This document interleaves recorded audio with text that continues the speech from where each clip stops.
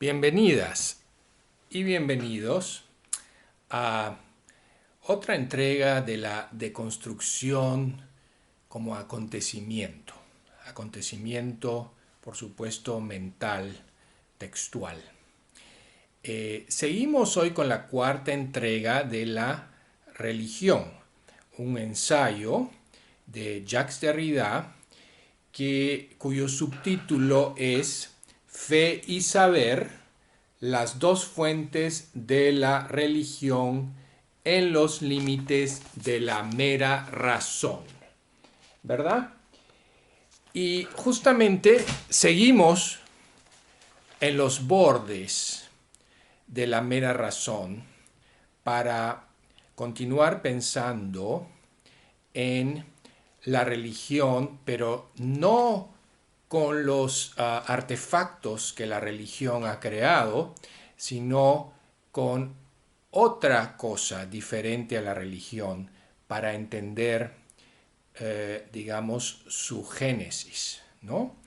Para entender su proveniencia, si se puede hablar de una proveniencia, ¿no? Algo que empieza todo el tiempo, incluso ahora mismo, en el tiempo y en el espacio en el que hablamos.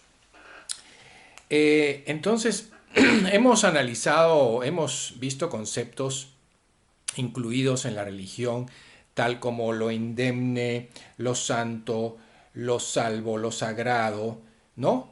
Y cómo en cualquier momento en el cual nos desencantamos y nos desarraigamos de la religión, vuelve a surgir, vuelve a religar, vuelve a indemnizarse, ¿no? Devolviendo la religión a lo sagrado, a lo sacro, a lo santo, ¿no? Y bueno, siempre estamos más cerca o más lejos de este espacio, ¿no?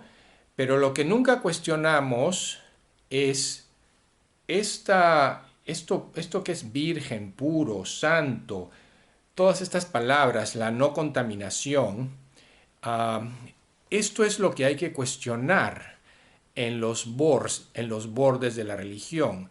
Esto es lo que vamos a desbordar, ¿ok? Y siempre la religión toma distancia justamente de este espacio, ¿no? De este espacio en donde se despliegan todos estos suplementos para reivindicarla, para autoinmunizarla, pase lo que pase y en cualquier desencanto y desarraigo, ¿no? Siempre está este tipo de presencia, de presente, de ontología, de ontoteología, este ser de la religión o este ser que va más allá de todo ser en la religión, pero que siempre nunca se desprende de el concepto filosófico, ontológico, teológico de un ser en múltiples definiciones, que se liga y religa, ¿no? Entonces, para toda esta reunión, como hemos dicho, se empieza nuevamente con una fe, ¿no? Con una fe y un testimonio. Un testimonio que pedimos que nos crean. Un testimonio que llamamos a la fe para creer en este testimonio, en la verdad de este testimonio.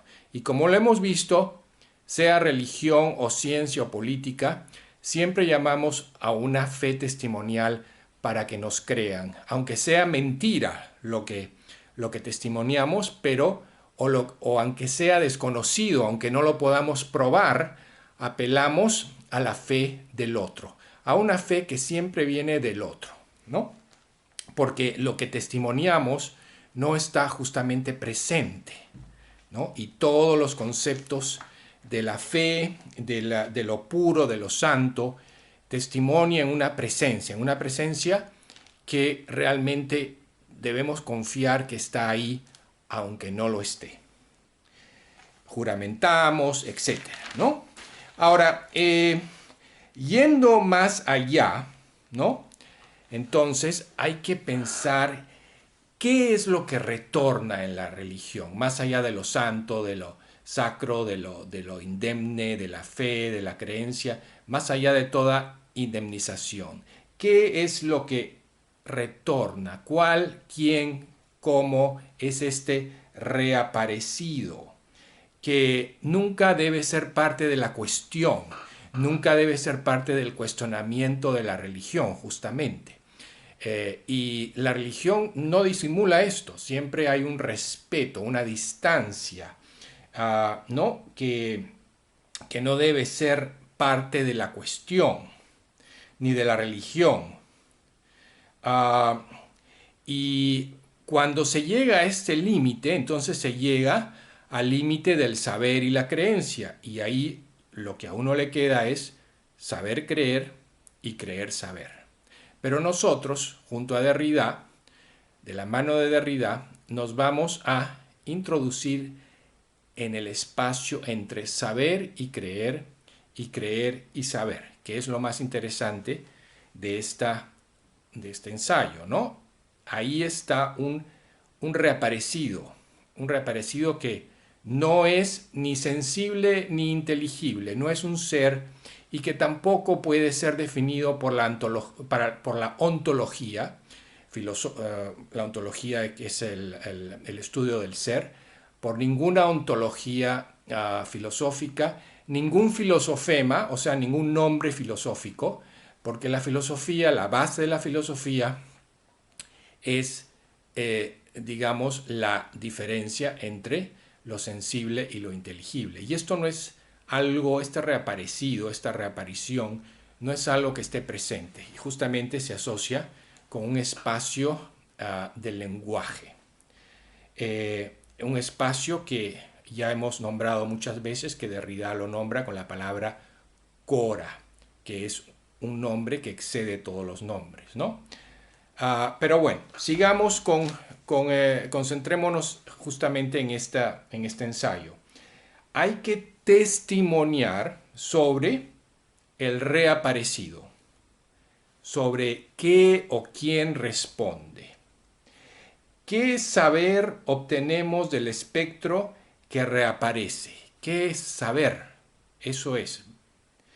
¿Qué reunimos o se reúne a través de este vínculo que reaparece, y este vínculo que no se vincula realmente con nada ni con nadie?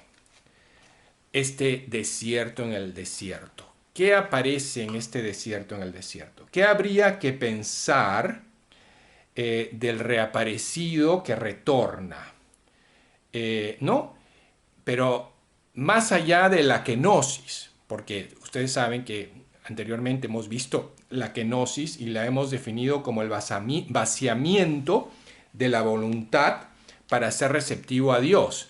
Pero esto tenemos que ir más allá porque, como su definición nos lo explica, no nos desprendemos de Dios, es un vaciamiento para retornar, religarse, revincularse con Dios. Pero acá vamos a ir a un espacio incluso que abre el concepto posible de Dios. ¿Ok? Y bueno, entonces vamos a retornar más allá de este horizonte kenótico, ¿no? Entonces vamos a pensar en el retorno espectral en los márgenes de ese hiato, de esa diferencia, que dice el más acá y el más allá de un Dios, de un pensamiento hegemónico de Dios, ¿no? Sobre la religión que retorna. Vamos a ver si podemos orbitar alrededor de esto, ¿no? Pero habría que pensar nuevamente, como lo aconseja Kant, sin hegemonizar. No solamente sin Dios, pero sin hegemonizar todo este pensamiento de Dios, todo este pensamiento ontológico del ser más allá de todos los seres que al fin y al cabo también se define con el ser. Entonces, al pensar el límite de la razón con la religión, siempre tendemos a inmunizarnos y a inmunizar a la religión, ¿no? Por ejemplo, si la religión se vuelve tóxica de alguna manera, ¿no? Bueno, hay muchos ejemplos en la historia, ¿no?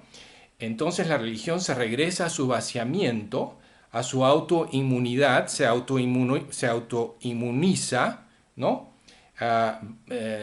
Va hacia el espacio indemne, sacro, santo de la fe y de la creencia, su horizonte kenótico, ¿no?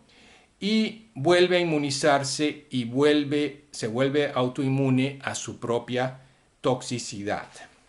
Por ello, hay que pensar y testimoniar ante todo sobre este hiato, sobre este espacio, ¿no? Esta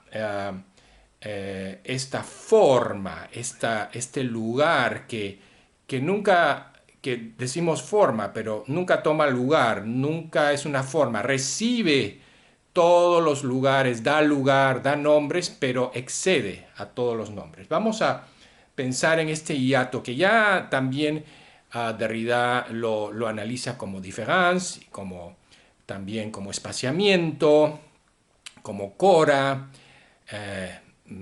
polemos y todas estas cosas que iremos analizando. Pero en este momento pongámosle uno de los nombres. Vamos a testimoniar sobre este hiato que retorna, ¿no? Que retorna y que nosotros respondemos a este hiato, a esto que reaparece, al reaparecido. ¿Y quién responde? Bueno, todos. No solamente la religión, la ciencia también responde al reaparecido.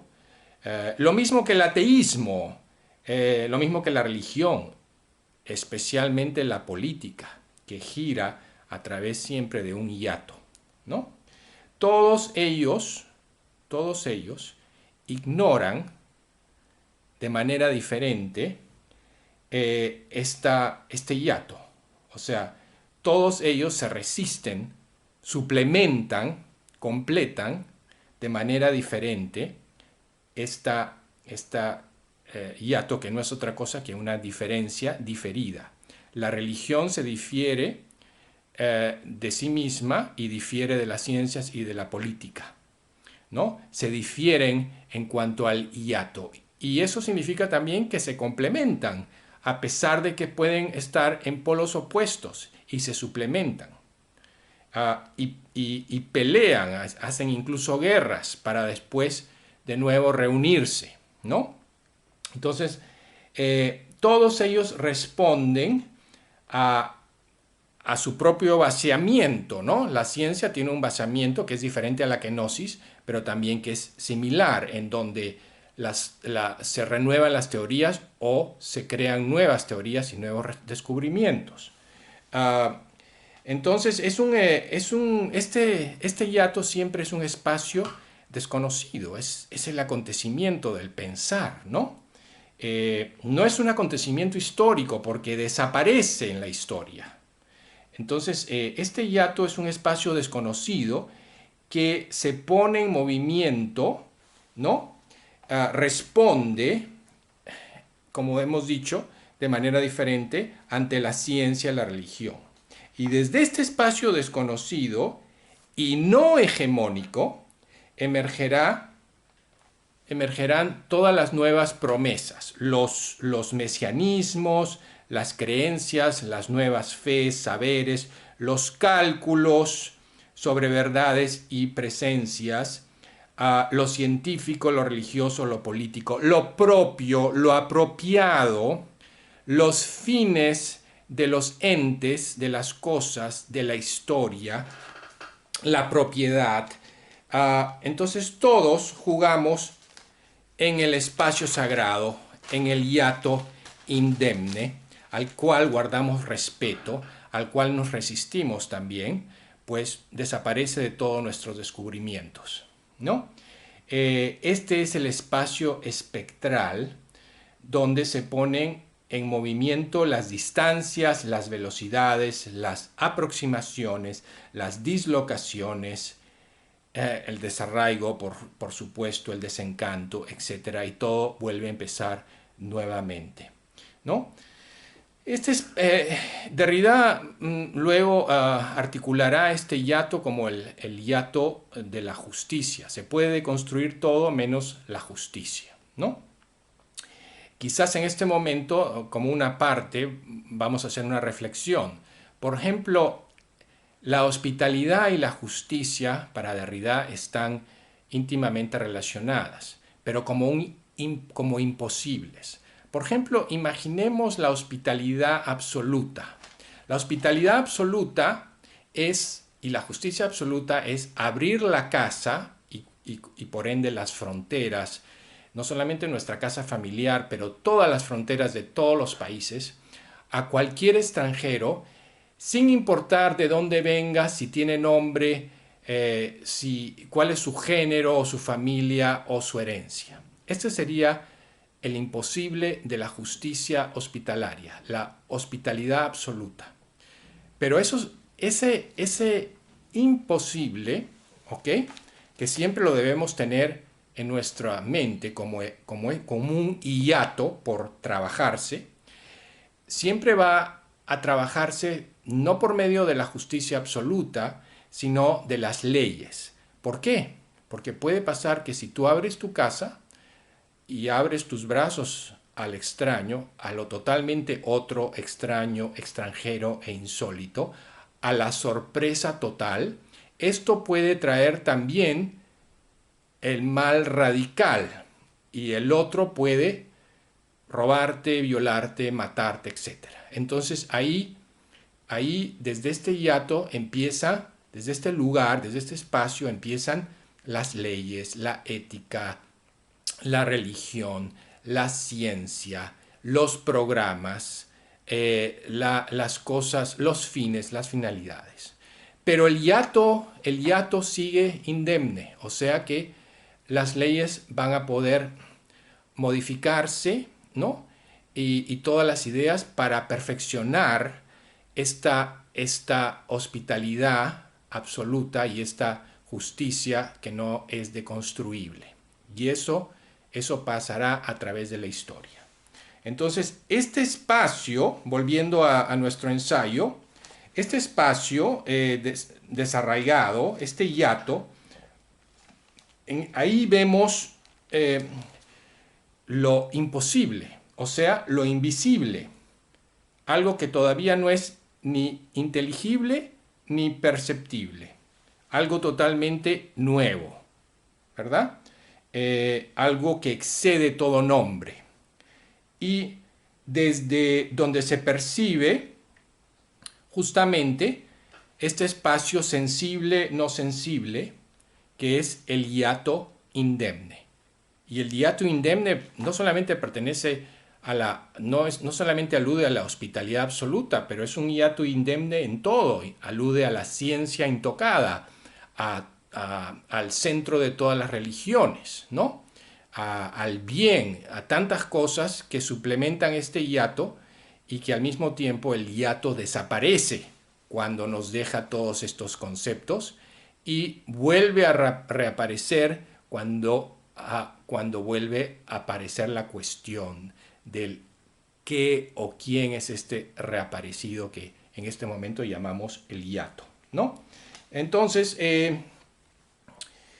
aquel vaciamiento, aquel retiro, aquel desierto en el desierto, este hiato, se pondrá en movimiento, ¿no?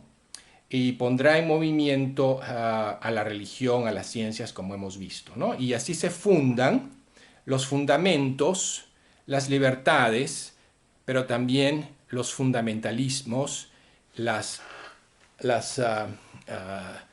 autoridades máximas y hegemónicas, el autoritarismo, etc. Porque el hiato no garantiza ningún programa. Y al contrario, lo que quiere garantizar la ciencia, tanto como la religión, son los programas calculables. para siempre prevenirnos del acontecimiento, el acontecimiento que puede traer el bien, pero también el mal radical. Entonces, paradójicamente, las ciencias, tanto como la religión, se defienden de la venida del acontecimiento. Y lo que quieren, al suplementarse, es controlar, programar cualquier cosa que venga en el futuro. Pero el hiato siempre permanece en los bordes de cualquier programa, programación, apropiación y cualquier cosa que se considere propia. Entonces, desde el mismo espacio diferente y diferido, desde aquel hiato, las religiones se inmunizan, reaccionando contra aquel espacio. Y la ciencia es lo mismo, ¿no? Y como hemos dicho, desde ese desarraigo, ¿no? Que es el desarraigo, es amenazador, ¿no? Tanto para las ciencias como para las religiones, al mismo tiempo que es motivador, ¿no? Ahí se diferencian las ciencias y las religiones, se suplementan, se complementan, se alimentan y se ponen a disposición de programas, o sea, se maquinizan, se hacen maquinaciones, se hacen repeticiones que se complementan y se indemnizan y se crea pues este movimiento inmunitario en el presente. Y bueno, entonces la religión, obviamente, aunque parece en la realidad que son contrarias con las ciencias, se alía con ellas, se alía con las telecnociencias, telos de fines y ciencias, que es todo lo que estudia lo que es en el mundo, ¿no? ¿Y qué hace cuando se alían? Entonces se llenan los espacios del saber y del creer, porque como hemos visto, no solamente la religión se trata de saber y creer y de fe, sino también las ciencias, y ambas se suplementan.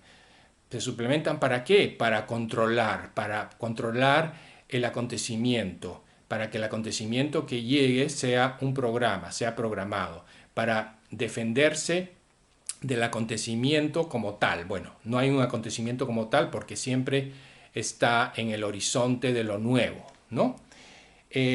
Pero este acontecimiento, como hemos dicho, puede traer el mal radical, tanto en la religión como en la política, como en la ciencia. Y ya lo hemos visto en la historia de la humanidad. Entonces,